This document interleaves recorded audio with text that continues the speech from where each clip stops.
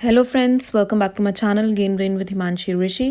And आज की इस वीडियो में हम डिस्कस करेंगे जो टीजीटी इंग्लिश की स्क्रीनिंग रहने वाली है फॉर एचएसएससी एग्ज़ाम, उसके हम इम्पॉर्टेंट क्वेश्चंस कुछ लिटरेचर के आज हम डिस्कस करेंगे। सो बेसिकली एक प्रैक्टिस सेट रहने वाला है जिसमें लिटरेचर के बहुत इंपॉर्टेंट क्वेश्चंस डिस्कस करे जाएंगे, जो कि नोवेल, पोइट्री या फिर लिटरेरी टर्म्स इन सब से रहेंगे।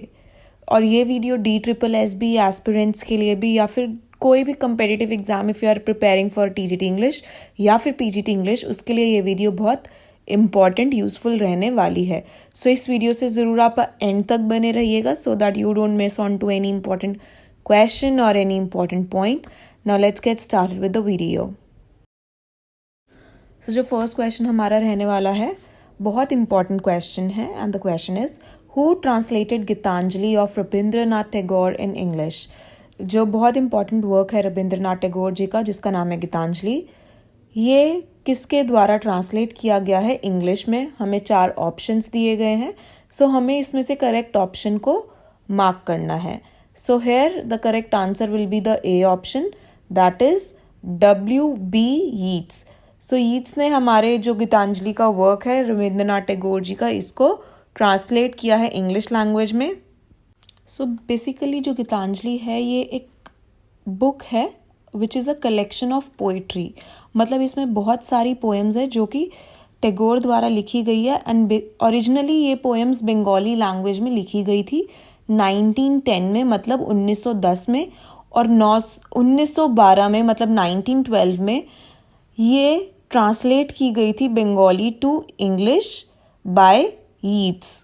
सो हमें ईयर्स भी याद रखने हैं। ओरिजिनली कब लिखी गई थी 1910, दैट इज 1910 में। कब ट्रांसलेट की गई 1912 में by W.B. Yeats. Next question, which of the following is of lake poets. So हमें बताना है कि लेक पोएट्स किसे कहा गया है। बहुत इम्पॉर्टेंट टर्म है अगर आप किसी भी कंपेटिटिव एग्जाम की तैयारी कर रहे हो, टीजीटी पीजीटी इंग्लिश की। Again I am telling you, ये क्वेश्चन बहुत इंपॉर्टेंट है, ये बार बार पूछा जाता है एग्जाम में। सो लेक पोएट्स, 3 पोएट्स को बोला जाता है, उनके हमें नाम बताने हैं।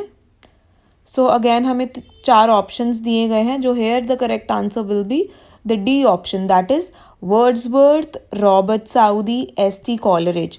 सो इन तीनों को लेक पोएट्स कहा गया है बिकॉज ये लेक डिस्ट्रिक्ट ऑफ कम्बरलैंड जो कि ब्रिटेन में है, वहाँ से ये तीनों पोएट्स बिलोंग करते थे। और जो ये टर्म है ये फर्स्ट टाइम किसने यूज़ करी है, फ्रांसिस जेफरी ने। किन के लिए, इन तीनों पोएट्स के लिए, Wordsworth, Robert Southey, S.T. Coleridge के लिए क्या कहा गया है, lake poets. Next question, which of the following historical events does Tennyson's poem The Charge of the Light Brigade describe? Lord Tennyson, Alfred Lord Tennyson, बहुत important romantic poet है।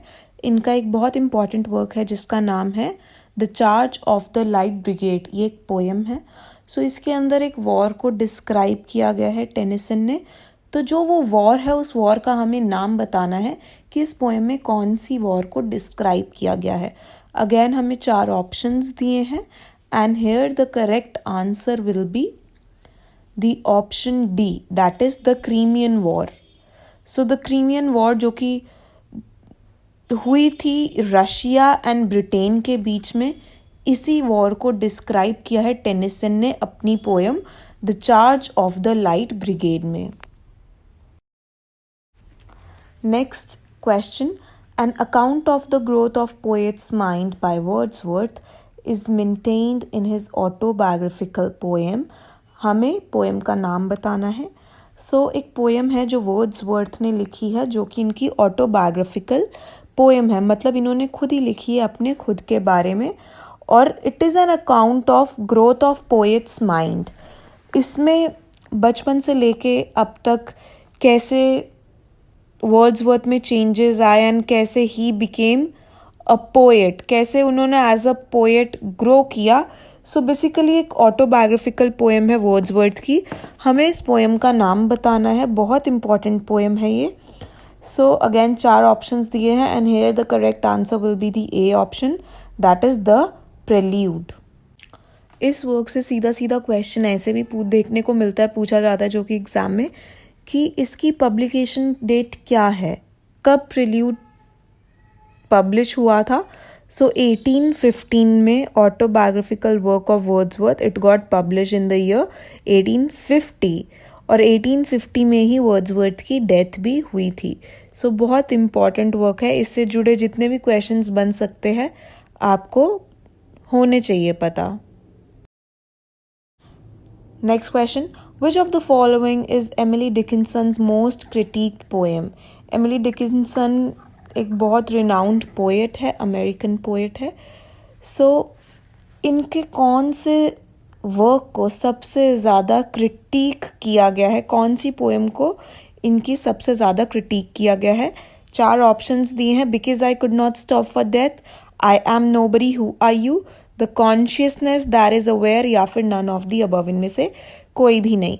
सो जो इनकी पोएम्स है, इन्होंने अपनी पोएम्स को बिल्कुल भी नाम नहीं दिया था। सो इनके मरने के बाद इनकी सारी पोएम्स पब्लिश हुई थी, और जो इनकी पोएम की फर्स्ट लाइन थी उसी को टाइटल रख दिया गया है इनकी हर एक पोएम का। और जो इनकी मोस्ट क्रिटिक्ड पोएम है वो है A option, because I could not stop for death. So अगर आप डिकिंसन का वर्क पढ़ोगे, ज़्यादातर इन्होंने अपनी जो वर्क है उसमें डेथ का ही डिस्कस किया है, और इसमें ये खुद की डेथ के बारे में डिस्कस करती है कि कैसे इनकी खुद की डेथ होएगी, और कैसे जब इनको कोई लेने आएगा आफ्टर हर डेथ तो कैसे वो कैरेज में बैठ के जाएंगी इन हेवन या फिर हेल। बेसिकली इन्होंने हेल और हेवन की बात नहीं करी, इन्होंने बात करी है कि कैसे वो इन वर्ल्डली प्लेजर्स को छोड़ के कैसे वो दूसरे वर्ल्ड में जाएगी आफ्टर डेथ। सो बेसिकली इसमें इस पोएम में इन्होंने इसके बारे में बात करी है, कैसे वो जो इनको कैरेज में कोई उठाने लेकर आएगा, कैसे ये कपड़े पहनेंगी, कैसे ये जाएंगी। सो बेसिकली इसी के बारे में इन्होंने इस पोएम में बात करी है। Next question, when was Milton born. So ऐसे क्वेश्चंस भी आपको डेफिनेटली देखने को मिल सकते हैं। किसी भी राइटर का आपको बर्थ डेट पूछ सकते हैं। सो किसी भी राइटर का तो मैं नहीं बोलूँगी, बट जितने भी एमिनेंट राइटर्स हैं, जैसे कि मिल्टन हो गए, शेक्सपियर हो गए, वर्ड्सवर्थ हो गए, या फिर अमेरिकन राइटर्स में रॉबर्ट फ्रॉस्ट हो गए। सो जितने भी इम्पॉर्टेंट राइटर्स हैं, एटलीस्ट हमें उनकी बर्थ डेट पता होनी चाहिए, बिकॉज ऐसे क्वेश्चंस आप कोई भी उठा के देख लो क्वेश्चन पेपर, ऐसा क्वेश्चन आपको ज़रूर देखने को मिलेगा ही मिलेगा। अगर आप हरियाणा की तैयारी कर रहे हो तो वो तो सीधा सीधा डेट से क्वेश्चन पूछते ही पूछते हैं, चाहे आप उनकी हरियाणा जीके लगा लो या फिर लिटरेचर पार्ट में से आपको 1 से 2 क्वेश्चन देखने को मिलते हैं जो कि बर्थ डेट या फिर डेट ऑफ पब्लिकेशन, ऐसे ईयर से क्वेश्चन आते ही हैं। सो जितने भी रिनाउंड या फिर एमिनेंट राइटर्स हैं उनकी आपको बर्थ डेट, हो सके तो आप डेथ डेट भी देख लीजिए। सो यहाँ पे मिल्टन की पूछी गई है, मिल्टन कौन से ईयर में बॉर्न हुए थे। So here the correct answer will be the A option, that is 1608। Next question, which work of Milton is an address to parliament for freedom of the press. Milton से ये question बहुत देखने को मिलता है कि मिल्टन का ऐसा कौन सा वर्क है जो कि फ्रीडम ऑफ प्रेस या फिर फ्रीडम ऑफ स्पीच के बारे में बात करता है, या फिर parliament for freedom of the press के बारे में बात करता है। सो बेसिकली ये इनका ऐसा वर्क है जो कि फ्रीडम ऑफ स्पीच के बारे में बात करता है। सो हमें 4 ऑप्शंस दिए गए हैं, हमें इस वर्क का नाम बताना है। So here the correct answer will be the C option, that is Areopagitica. एक एरोपजेटिका प्रोज वर्क है मिल्टन का जो कि फ्रीडम ऑफ स्पीच के बारे में बात करता है, और इसका सीधा सीधा ईयर भी पूछा जाता है, कौन से ईयर में एरोपजेटिका पब्लिश हुआ था। सो ये वर्क 1644 में पब्लिश हुआ था, और DSSB में ये क्वेश्चन बहुत बार रिपीट हुआ है, एरोपजेटिका का जॉनरा क्या है, फ्रीडम ऑफ स्पीच या फिर ये कौन से ईयर में पब्लिश हुआ है। एंड आगे बढ़ने से पहले let me just remind you, अगर आपको ये वीडियो पसंद आ रही है तो आप इसे ज़रूर लाइक करिएगा। अगर आप चाहते हैं कि ऐसे ही क्वेश्चंस या फिर प्रैक्टिस सेट के साथ मैं आती रहूँ. So please do comment in the comment section and let me know कि अगर आपको ऐसी और वीडियोस चाहिए. Moving on to the next question. A standard sonnet is a poem of dash lines. So, जो standard sonnet होता है, sonnet is a kind of a poem. वो कितने lines की poem है वो हमें बतानी है. 15, 12, 14, 11. I hope ये आंसर आपको पता होगा. बहुत easy question है ये. So here the correct answer is C option, that is 14. सो मैंने पोइट्री के ऊपर 3 से 4 वीडियोस बनाई हैं. Basically it is for HSSC aspirants, because हमें साफ साफ दिया गया है पोइट्री से क्वेश्चन आएंगे, लिटरेचर से क्वेश्चन आएंगे. सो मैंने टाइप्स ऑफ पोइट्री को डिस्कस किया है. अगर अभी तक आपने मेरी वो वीडियो नहीं देखी, अगर आप HSSC के एस्पिरेंट हैं, आई वुड सजेस्ट कि आप उन चारों वीडियोस को देखना. बहुत बेनिफिशियल, बहुत यूज़फुल रहने वाली है आपके लिए, जिसके अंदर मैंने हर एक पॉसिबल पोएटिक डिवाइस भी डिस्कस करी है. इन सभी का लिंक्स मैंने डिस्क्रिप्शन बॉक्स में डाल दिया है. सो आप देखिएगा. Now moving on to the next question.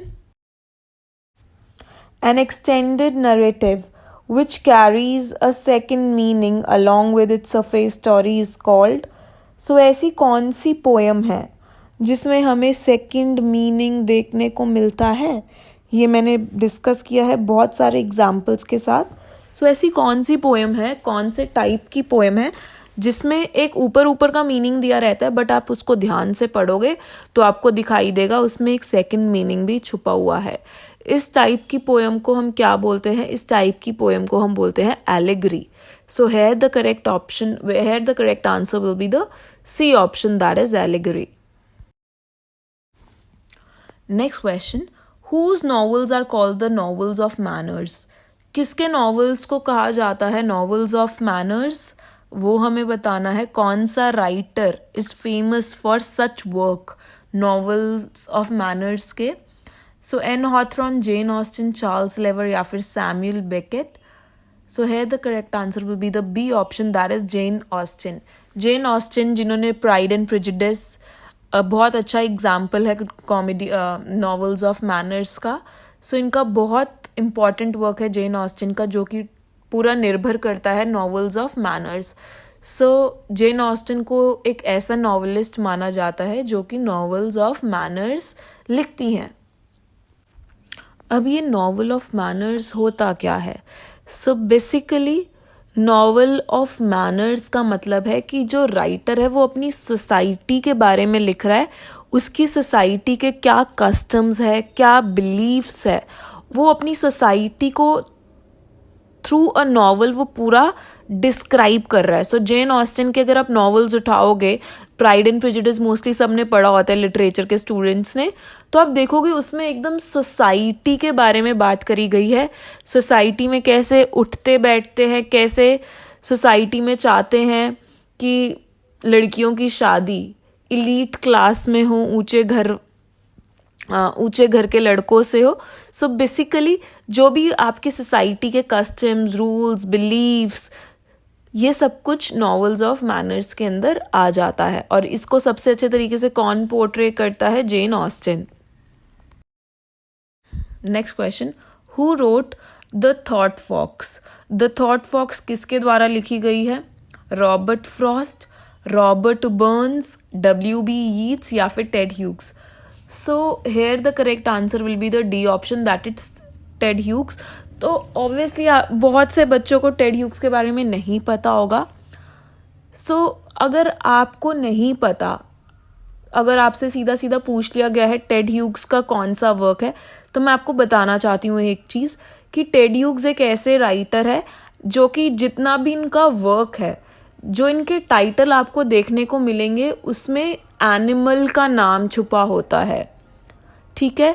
सो आपको अपना दिमाग लगा के भी आंसर करना है. ये आप जिन बच्चों को टेड ह्यूग्स के बारे में पता होगा उन्होंने ये तुक्के से लगा लिया होगा आंसर कि इसका द थॉट फॉक्स हो सकता है. क्योंकि इसमें फॉक्स का नाम है. सो जो टेड ह्यूग एक ऐसे राइटर हैं जो कि एनिमलिस्टिक नेम देते हैं अपनी पोएम्स के टाइटल को. सो आप इनके जितने भी वर्क्स एक बारी देख लीजिए, आपको ज़रूर उसमें एक एनिमल का नाम देखने को मिलेगा। Lycidas is an example of sonnet, elegy, epic, ode. Lycidas again बहुत इम्पॉर्टेंट वर्क है मिल्टन का, मिल्टन द्वारा ये लिखा गया है। सो हमें इसका जॉनरा बताना है, टाइप ऑफ पोइट्री बतानी है, किस टाइप की ये पोइट्री है। सोनेट है, एलिजी है, एपिक है, ओड है। सीधा सीधा ऐसे क्वेश्चन आपको देखने को मिलेंगे। सो आप ऐसे क्वेश्चन को तभी आंसर कर सकते हो अगर आपको पता है कि एलिजी क्या है, एपिक क्या है, ओड क्या है, सोनेट क्या है। ठीक है, और ये तो सिर्फ 4 चीज़ें हैं, ऐसे ही बहुत टाइप्स की पोइट्री है जो कि हमें पढ़नी है स्पेशली फॉर दिस एग्ज़ाम। सो लिसीडियस क्या है, ये एक एलिजी है जो कि किसके द्वारा लिखी गई है, ये किसके द्वारा लिखी गई है, ये लिखी गई है मिल्टन द्वारा। और ये कौन से ईयर में पब्लिश हुई थी, ये क्वेश्चन भी देखने को मिलता है एग्ज़ाम में बहुत। ये 1638 में पब्लिश हुई थी।